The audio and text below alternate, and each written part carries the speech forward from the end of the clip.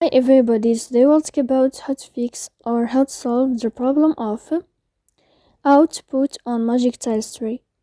To know how to fix or how to solve the problem or the issue of output on Magic Tiles 3 app, you should just go to settings. Here you can click on apps, default apps, app settings. Here you can click on the window or to the app of Magic Tiles 3.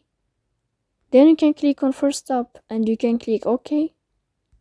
Here we'll enter to the window of storage. Then you can click clear cache. Don't click clear data because that can cause the errors in your app.